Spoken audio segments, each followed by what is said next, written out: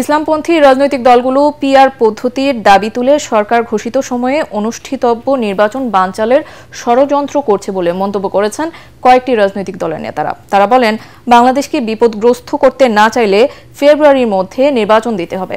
রাজধানীর সেগুনবাগিচায় Dhaka reporters unity মিলনায়তনে গণতন্ত্র মঞ্চ আয়োজিত আলোচনা সভায় তারা এসব কথা বলেন। বর্তমান সরকার আমলে আইন শৃঙ্খলা পরিস্থিতির অবনতির কঠোর সমালোচনা করে নেতারা বলেন, প্রতিহিংসা ও প্রতিশোধের রাজনীতি করতে যেয়ে জনবিচ্ছিন্ন হয়ে পড়েছে সরকার। দেশের শান্তি প্রতিষ্ঠার লক্ষ্যে দলগুলোর মধ্যে বিভাজন কমিয়ে আনার আহ্বান জানান নেতারা।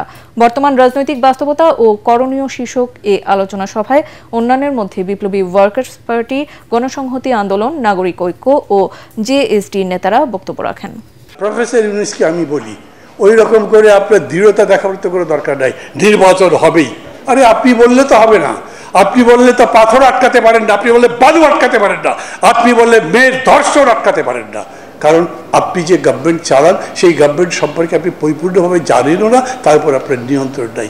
বাংলাদেশে কোন পদ্ধতিতে নির্বাচন হবে, বাংলাদেশের সংসদের কাঠামো কি হবে, বাংলাদেশের ক্ষমতার বিন্যাস কাঠামো কি হবে, সেটা নিয়ে জনগণের কাছে যাওয়া দরকার। আগামী নির্বাচনে ফয়সালা হবে, জনগণ ভোট দিয়ে ঠিক করবে বাংলাদেশের ভবিষ্যৎ কি হবে।